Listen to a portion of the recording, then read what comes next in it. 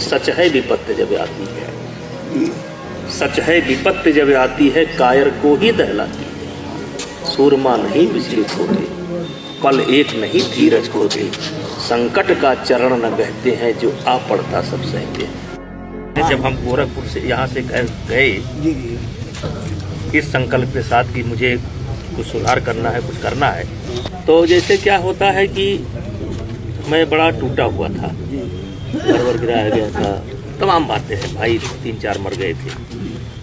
तो उस कविता को मैंने अपना वो बना लिया आधार।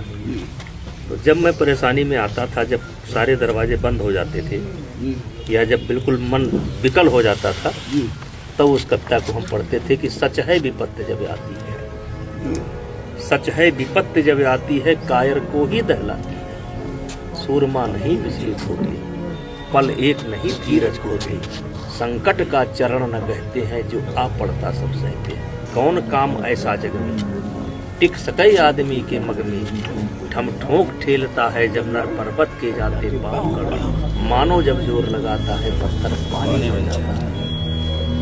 गुण बड़े एक से एक प्रखर हैं छिपे मानवों के भीतर, गुण बड़े एक से एक प्रखर हैं छिपे मानवों के भीतर।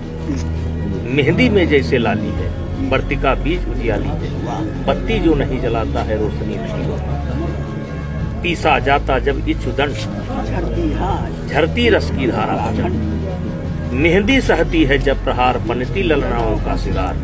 जब फूल पिरोए जाते हैं, हम उनको गले लगाते हैं। फिर आगे लिखते हैं, वसुधा का नेता कौन हुआ, भूखंड विजेता कौन हुआ, अतुलित यश क्रेता कौन हुआ, नव धर्म पढ़ेता कौन हुआ, जिसने न कभी आराम किया विघ्नों में रह कर का। क्यों?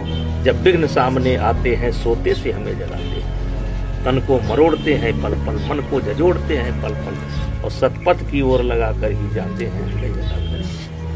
वाटिका और वन एक नहीं, आराम और रण एक नहीं। वाटिका और वन एक नहीं, आराम और रण एक नहीं। वर्षा अंधड़ आतप खंड, ये जो जीवन में परेशानियां हैं, चुनौतियां हैं, वर्षा अंधड़ आतप खंड पौरुष के है साधन, ये पुरुषार्थ के साधन है। जब ठोकर लगती है ना, तभी पुरुषार्थ की पहचान होती है। पौरुष के है साधन प्रचंड, वन में प्रसून तू खिलते हैं, बागों में साल न मिलते हैं।